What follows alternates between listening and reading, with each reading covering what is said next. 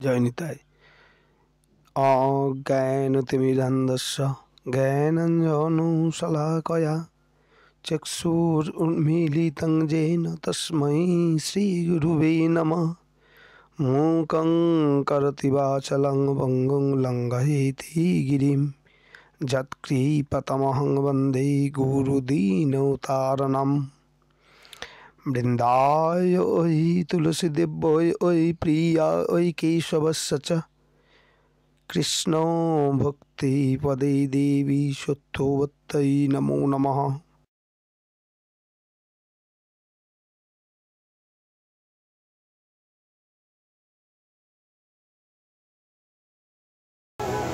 আজকে আলোচ্য বিষয় বৈষ্ণবীয় ভাবনায় শিব আরাধনা, অর্থাৎ দেবাদিদেব মহাদেবের কিভাবে সাধন ভজন করিলে দেবাদিদেব মহাদেব জীবকে কৃপা করতেন, এই ভাবনাটি আজকে আলোচ্য বিষয়। তাই এই ওঙ্কারেশ্বরের একটি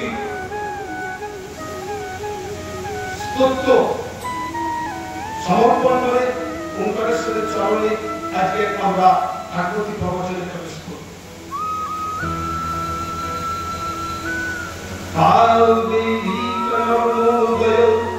পবিত্রৈ সমাগমে সজ্জন কারুণায় সদৈব মঙ্গলাত্রিভুবে অসংখ্যং ওঙ্কারমীশং শিব মে তুমে। অর্থাৎ এই ওঙ্কারেশ্বর দেবের চরণে এই ওঙ্কারেশ্বরের যে ধ্যান মন্ত্র সমর্পণ করলাম। ওঙ্কারেশ্বরের হচ্ছেন একটি জ্যোতির্লিঙ্গ। আমরা দেখতে পাই ভারতবর্ষের মধ্যে শিব তার তেজপূর্ণ যুক্ত নিজের প্রকৃষ্ট রূপে যিনি মৃত্তিকাকে ভেতরে উঠে থাকেন তাকে বলা হয় জ্যোতির্লিঙ্গ। যে জ্যোতির্লিঙ্গের মধ্যে পূর্ণ শক্তি বিদ্যমান থাকে, এই জ্যোতির্লিঙ্গ স্বরূপ ভারতবর্ষের 12টি স্থানে আমরা দেখতে পাই। এই জ্যোতির্লিঙ্গগুলির নাম হচ্ছে: এক, সোমনাথ গুজরাটে অবস্থিত; মহাকালেশ্বর মধ্যপ্রদেশে অবস্থিত; বিশ্বনাথ বারাণসীতে অবস্থিত; ওঙ্কারেশ্বর মধ্যপ্রদেশে অবস্থিত; নাগেশ্বর গুজরাটে অবস্থিত; রামেশ্বর চার ধামের মধ্যে সিদ্ধগঙ্গ রামেশ্বর, অর্থাৎ সেখানে এই রামেশ্বর শিবলিঙ্গটি অবস্থিত আছেন; ভূমেশ্বর শিবালয়ে; কেদারনাথ উত্তরপ্রদেশ হিমালয়ে; বৈদ্যনাথ বিহারের যোশীতে; ত্রম্বকেশ্বর গুজরাটে; ভীমশঙ্কর মহারাষ্ট্রে এবং শ্রী মল্লিকার্জুন তামিলনাড়ু। এই দ্বাদশ শিবলিঙ্গ আমরা 12টি স্থানে এইখানে শিব স্বপ্রণোদিতভাবে নিজের শক্তিকে প্রকাশ করেছেন, তাই এই জ্যোতির্লিঙ্গ বলা হয়। আমরা এই 12টি স্থানে 12টি জ্যোতির্লিঙ্গের নাম স্মরণ করলাম। এরপরে আমরা একটু শিবাষ্টকম স্তোত্র আমরা পাঠ করবো। যতটা সম্ভব আমরা চেষ্টা করবো সকলে একসঙ্গে মিলে এই উচ্চারণ করে আমরা দেবাদিদেব মহাদেবের চরণে এই শিবাষ্টকটি অর্পণ করব। আমরা প্রত্যেকে প্রস্তুত আছি? জয় নিতাই। শ্রী শ্রী শিবাষ্টকম শুভারম্ভম ভূমিশ মহিষ মহিষ পূর্ণম গুণহীন মোহিষ গরবাউভরণম রণীর্জিত দুর্জয় দৈত্যপুরাণ প্রণমামি শিবং শিবতম্পতনু গিরিরাজ সুতান্বিত রামতনু তুনুনিন্দিত রাজিত কোটিবিধুম বিধিবিষ্ণুশিরোত্থিত পাদযুগং প্রণমামি শিবং শিবতম্পতনু শশবাঞ্ছিত রঞ্জিত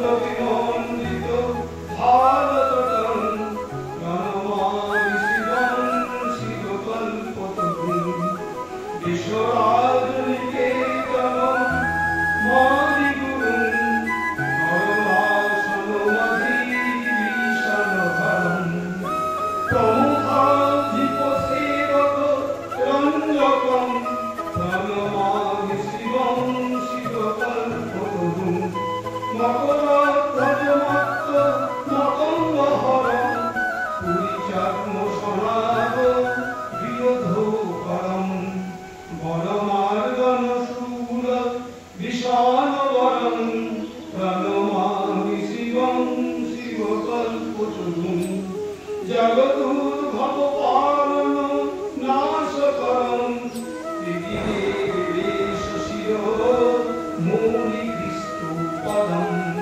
প্রিয়মানব সাধু জনৈকগতিং প্রণমামি শিবং শিবকল্পতরুং অনাথং সুনীলং বিশ্বনাথ পুনর্জন্ম দুঃখা পুরী পাহি শম্ভু ভজ তবু কিল দুঃখ সমূহরং প্রণমামি শিবং শিবকল্পতরুং জয় জয় শ্রী শিবাষ্টকম সমাপ্তম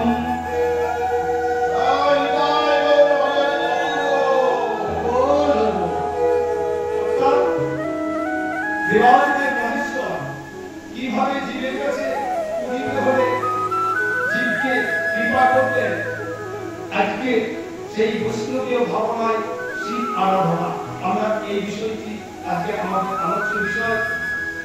আমরা যদিও এই প্রসঙ্গে আমাদের নিজস্ব স্বাধীন কোনো যোগ্যতা নেই, কারণ শ্রীমদ্ ভাগবতে বলা আছে দুর্লভ মনুষ্য জন্ম দেহিনাং ধনভঙ্গ।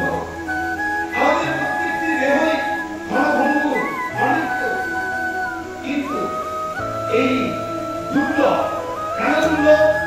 একমাত্র এই মনুষ্য জন্মতেই মনুষ্য দেহতেই একমাত্র ভক্তি নামক বস্তুটির সংস্পর্শ করতে পারে জীবে।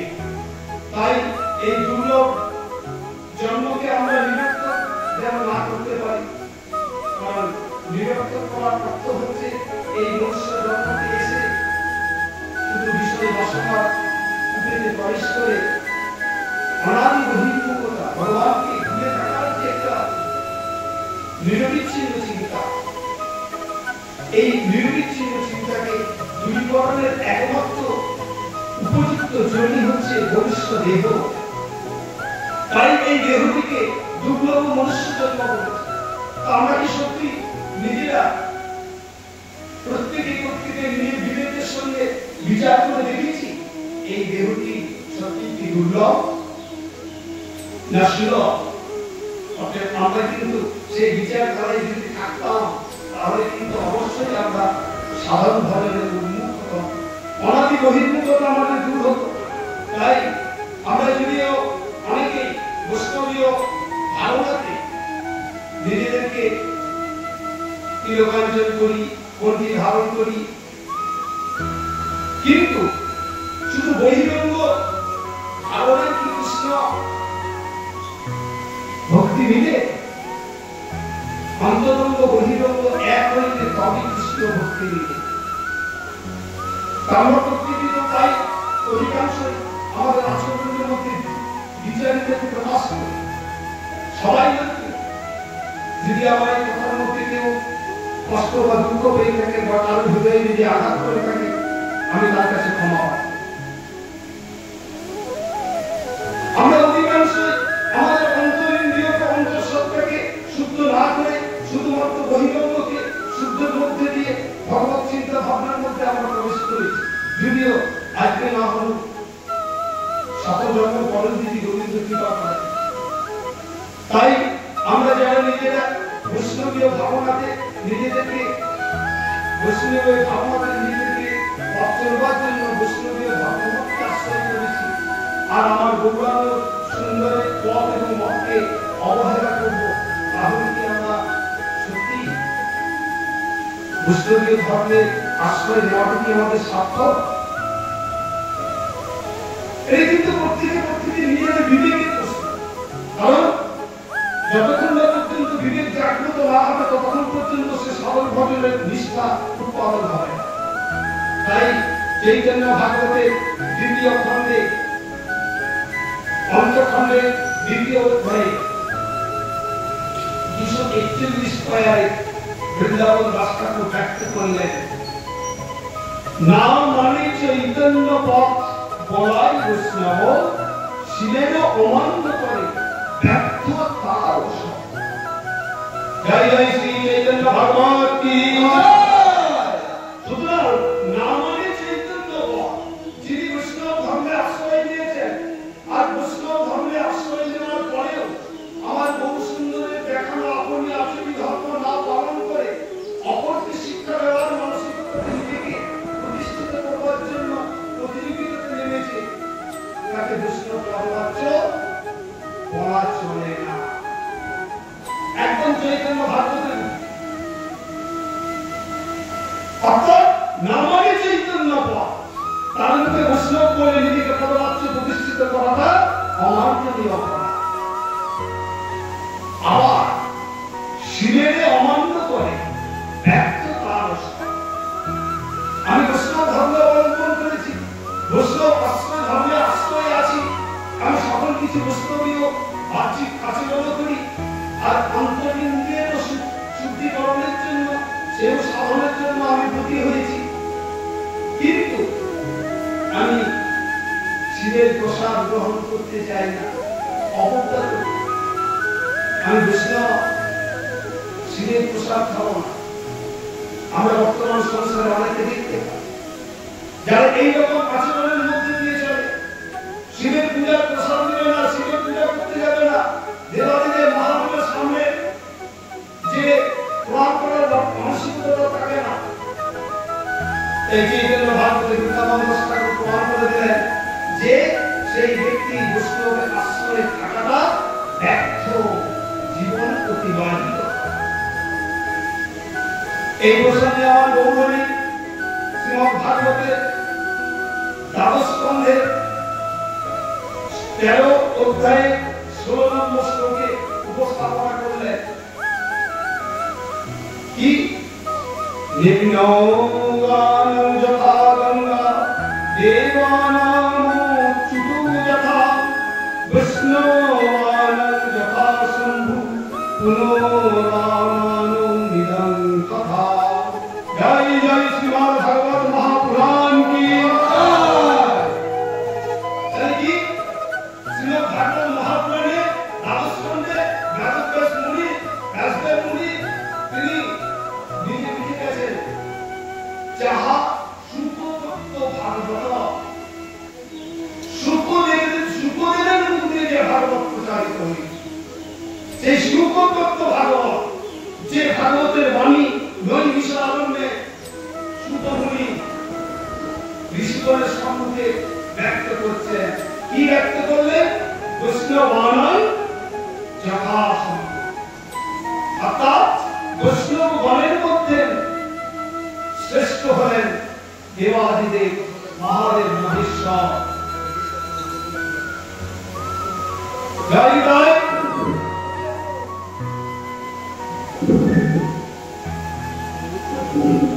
জয় জয়। সুতরাং দেবাদিদেব মহাদেব হচ্ছেন বৈষ্ণব গণের মধ্যে সর্বশ্রেষ্ঠ। এখন আমরা শাস্ত্রের বিচারে দেখতে পাই স্বয়ং ভগবান শ্রীকৃষ্ণের গুণ অবতার হচ্ছেন দেবাদিদেব মহাদেব। এই গুণ অবতার তিনি পূর্ণভাবে ঈশ্বর শক্তির পূর্ণ আধার, অর্থাৎ স্বয়ং কৃষ্ণ আর শিব নহে কোনো পৃথক, কিন্তু লীলারস আস্বাদনের নিমিত্তে আমরা দেখতে পাই দুই ভাব। লীলারসটি কি? যে লীলারস আস্বাদনের নিমিত্তে আমরা প্রত্যেকটি গ্রন্থে প্রামাণ্য স্বরূপ দেখতে পেয়েছি দেবাদিদেব মহাদেব শিব শম্ভু দাস্য কামনা করছেন সভ্যতা। প্রতিটি মুহূর্তে তার সর্ব আচরণের ভিত্তি কৃষ্ণ দাস্যতা। এখন জীবনে যদি প্রশ্ন আসতেই পারে যে যিনি পূর্ণ স্বয়ং ঈশ্বর সর্বমূর্তি, তার ভিতর কৃষ্ণ দাস্য ভাব সভ্যতায় কেন বিরাজিত? কারণ কৃষ্ণ দাস্য ভাব যে প্রত্যেক অভিমান মানে কি? এই প্রসঙ্গে আমার গৌরহরি চৈতন্য চরিতামৃতের একটি শ্লোক উপস্থাপনা করেছেন। চৈতন্য চরিতামৃতের আদি লীলা একটি পয়া, পিতা গুরু সখা ভাব জ্ঞানে নয়, প্রেমের স্বভাবে দাস্য ভাবে সে করয়।